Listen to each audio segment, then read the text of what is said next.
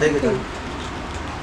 હાલો દોસ્તો, હવે જે આપણે આજને જે લર્નિંગ સેશન્સ છે ને એ કઈ રીતનો છે, શોરૂમનો જનરલ તમને બધે આઈડિયા આપું છું. કે શોરૂમમાં આપણે કેટલી ટાઈપની વસ્તુઓ રાખીએ છીએ એને આપણે કેટેગરીમાં ડિવાઈડ કરીએ. શેમાં? Category wise. શોરૂમમાં આપણે 40,000 પ્લસ પ્રોડક્ટ છે, તો તમને બધી વસ્તુ તો યાદ નથી રહેવાની. ડેફિનેટલી વસ્તુ આપણે એક પીઝો ખાવો હોય તો શું થાય? આખે આખો ખાઈ જાય. શું કરીએ છીએ? પીસ કરીએ છીએ. સેમ એવી રીતના તમારે બધી વસ્તુઓ વન બાય વન તમને અન્ડરસ્ટેન્ડિંગ આપવું છે. અત્યારે જનરલ અવેરનેસ છે કે તમને બેઝિક નોલેજ આપીશ કઈ કઈ વસ્તુ આપણે રાખીએ છીએ. હવે જો આ સાઈડમાં તમે આવશો ને તો તમને આપણે એપ્લાયન્સીસ આઇટમ અહીંયા રાખીએ છીએ. એપ્લાયન્સીસ આઇટમમાં શું શું આવે છે? વધારે પડતી વસ્તુઓ શું હોય છે? મિક્સર છે, જ્યુસર છે અને સેન્ડવિચ ટોસ્ટર એવી બધી વસ્તુ વેચાતી છે એપ્લાયન્સીસ આઇટમમાં. અત્યારે લેટેસ્ટ ટ્રેન્ડમાં એર ફ્રાયર ને એવું બધું આવ્યું છે. હવે તો તમે આ સાઈડ જોશો ને તો તમે આપણે મિક્સર છે, બધી ટાઈપના મિક્સર્સ હશે. આ શું છે? સ્પેશિયલ જ્યુસર છે. પછી આ એર ફ્રાયર છે. આ બધા ટાઈપના એર ફ્રાયર છે. આ મિક્સરમાં અલગ અલગ ટાઈપના આવતા હોય છે. વોટ ઉપર હોય ડિપેન્ડ. મોટર કેવી છે એની પર ડિપેન્ડ હોય. 500 વોટની મોટર આવે, 700 વોટની આવે, 600 વોટની આવે. એ ડિઝાઇન્સ કઈ રીતે ખબર પડે કે વોટ કઈ રીતના છે?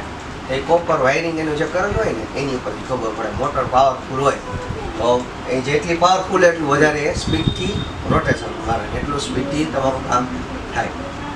ઓકે, એને મિક્સર્સમાં આટલા ટાઈપ આવતા હોય છે એટલે એ પ્રમાણે પ્રાઇસિંગ પછી થતા હોય છે. એમાં પછી પ્રોડક્ટની ક્વોલિટી કેવી છે ને એ બધું જોવાનું તો આવતું જ હોય છે.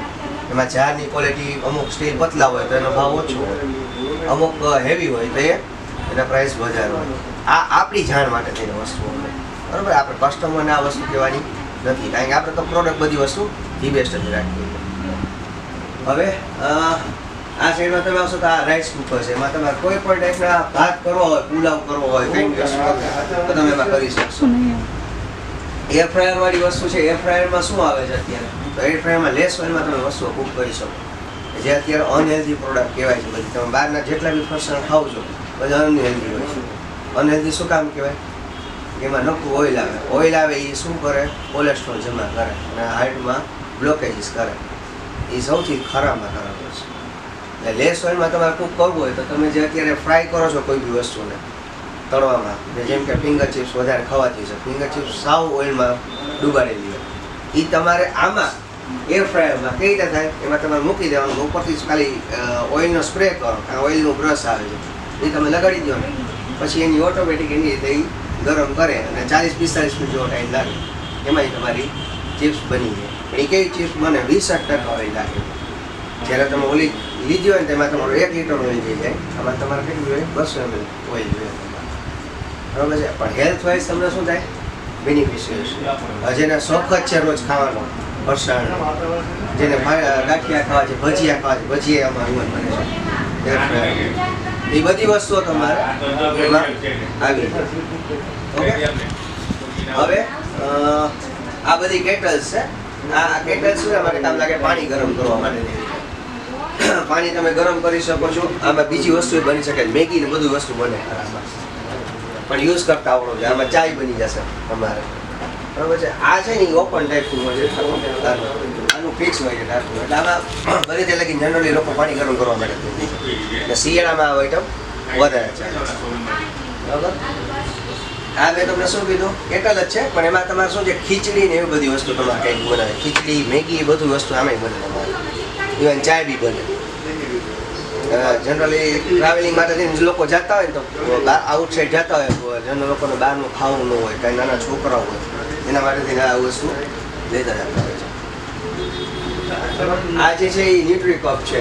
તમારે ફ્રૂટનો જ્યુસ કરવું હોય તો ચાર્જેબલ વાળું આવશે, એમાં તમે ફટાફટ જ્યુસ બનાવી શકો. આ જે છે એ સેન્ડવિચ ટોસ્ટર છે. આમાં ગ્રીલર મોડલ કહેવાય. એની રીતે ઓટોમેટિક ગ્રીલ લેટ છે ને એક્ઝેસ્ટ સાથે તમારે ક્લબ સેન્ડવિચ આવડી જાડી સેન્ડવિચ બનાવીએ 3 સેન્ડવિચ વાળી એ તમારે કેમાં બનશે? આમાં બની શકે. પહેલાં જે સેન્ડવિચ આવતી કઈ ટાઈપની આવતી? કટવાળી આવતી. એ છે આપણી પાસે સેન્ડવિચ ટોસ્ટરમાં. એમાં એ આવે મોડલ. તો એમાં ચેક્સ વાળું આ મોડલ આવે.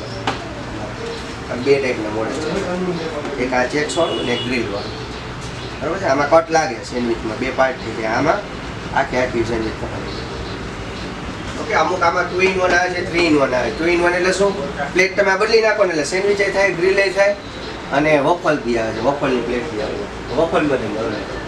આ સ્પેશિયલ વફલ મેકર છે. આ દેખાય વફલ વિડીયોમાં લઈ લેજો. આ વફલ મેકર છે સ્પેશિયલ. આ જે છે એ રાઈસ કુકર છે, ભાત બનાવવા માટે. આમાં એકદમ મીઠો ભાત બનાવવા માટે. આ એર ફ્રાયર છે, મિની એર ફ્રાયર છે. પછી આને ઓટીજી કહેવાય. ઓટીજી ને માઇક્રોવેવ વચ્ચે ફરક શું ખબર છે તમને? માઇક્રોવેવમાં છે ને રેઝ જનરેટ થાય અને એ વસ્તુને ગરમ કરવા માટે એનો વધારે યુઝ થાય. જ્યારે ઓટીજીમાં તમે કોઈ બી બેકિંગ આઈટમ કોઈ બી કહે કે મારે પફ બનાવવું છે કે પીઝા બનાવવા છે તો એના માટે જનરલી શું વપરાય? ઓટીજી વપરાય. પાવ બનાવવા તો તમારે પાઉં બી આમાં તમારે બની જાય. એના માટે શું કહેવાનું? ઓટીજી યુઝ કરવાનું. પણ અત્યારે માર્કેટમાં સૌથી વધારે શું આવે છે? માઇક્રોવેવ હાલતા હોય. માઇક્રોવેવમાં બે ટાઈપના આવે. એક કન્વેક્શનલ મોડ આવે. એ કન્વેક્શનલ મોડ ઉપર તમે કરી નાખો ને માઇક્રોવેવને, આપણી પાસે આ માઇક્રોવેવ અહીંયા પડ્યા છે.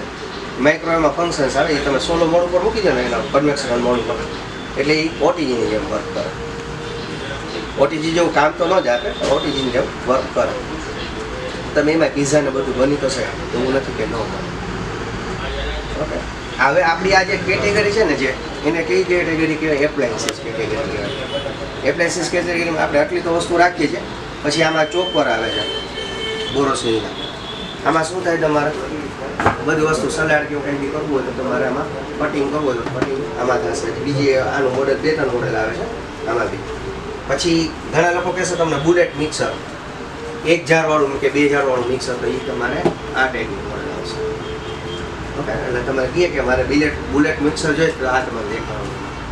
આ સિંગલ જારવાળું બોલું ઊંધું નથી આવતું એમ કરીને કહેશે તો આ દેખાડવાનું મિક્સર. એના જ્યુસર બી અવેલેબલ છે, અલગ અલગ ટાઈપના છે. પછી એપ્લાયન્સીસ આઇટમમાં આપણે વધારે પડતી રાખીએ છીએ એમાં એક આયન બી છે. આયનમાં બી 3-4 ટાઈપની ટાઈપ આવતી છે. એક નોનસ્ટિક પ્લેટ આવે એની, એ કપડામાં ચોટે નહીં તમારે. પછી હાઈ ટેમ્પરેચરવાળી આવે, સ્ટીમરવાળી આવે, વજનવાળી ઇસ્ત્રી આવે. તમે કપડુંને પ્રેસ કરતા હોય તો તમારે પ્રેસનું વજન ન દેવું પડે. ઇસ્ત્રીનું જ વજન એટલું હોય, કપડું એમને થઈ જાય, પ્રેસ થઈ જાય. એટલે તમારે ખાલી ફેરવવાની જોઈએ. જ્યારે ઓલી લાઇટ વેઇટની હોય તો તમારે શું કરવું પડે? વજન લઈને કરવી પડે પરત લેવાની. આમાં 3-4 મોડલ આવશે. પછી એક હેન્ડ સ્ટીમરવાળી આવે. તમે કર્ટેન્સ છે, શર્ટ છે, એ તમે ઊભા કરી શકો. ટ્રાવેલિંગમાં બી યુઝ થઈ શકે આ વસ્તુ. એના માટે તમારે માટે ટેબલ કે એની જરૂર ન પડે. હેંગિંગ કરેલું હોય એમાં તમે કર્ટેનને બી તમારે સ્ટીમ કરવા હોય તો કર્ટેનને બી સ્ટીમ કરી શકશો. આ એક પ્રકારની આયન છે. એપ્લાયન્સીસ આઇટમમાં અત્યારે આખી આઇટમ છે આપણી પાસે મિનિમમ. પછી રેગ્યુલરમાં તમારી પાસે માગશે લોકો બ્લેન્ડર માગશે. બ્લેન્ડર જેમાં આ રીતનું મોડલ આવે, એ સીધું આવે મોડલ. એમાં તમારે કંઈ એટેચમેન્ટ કે કંઈ ન હોય, એમાં સ્વિચ આપેલી હોય. ઓકે, અને નીચેની સાઈડમાં કપ હોય, અમુકમાં અલગ અલગ મોડલ. એમાં ચકરી તમે ચેન્જ કરી શકો એ ટાઈપના મોડલ આવતા હોય છે.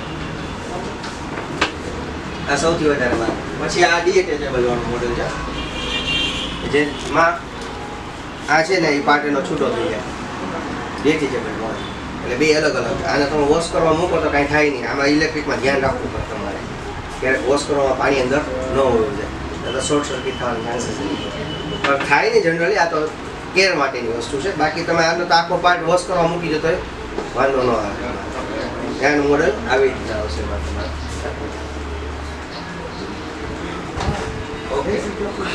આટલી વસ્તુઓ આપણી પાસે છે. પછી જેટલા મિક્સરમાં બી તમારે વધારે એટેચમેન્ટ આવતા હોય એને શું કહેવાય? ફૂડ પ્રોસેસર કહેવાય. જેમ બધી વસ્તુ થાય, તમારે લોટ બાંધો તો લોટે બંધાઈ જાય. એ ઓટોમેટિક પાછું મશીનોનો સ્ટોપ બી થઈ જાય અને ફૂડ પ્રોસેસર કહેવાય. આપણી પાસે બોરોસિલની એજન્સી છે, કેન્સ્ટાની એજન્સી છે, એ આપણી પોતાની એજન્સી છે. અને વીડિયમ કરીને કંપની છે. 3 બ્રાન્ડ છે, એ આપણી પોતાની એજન્સી છે. બાકીની કોઈ બી બીજી બ્રાન્ડ આવતી એટલે આપણે મગાવતા બી હોઈશું ડિસ્ટ્રીબ્યુટર પાસે. ઓલું બટન દબાઈ દીધું, ઓલું દબાઈ દીધું. દબાઈ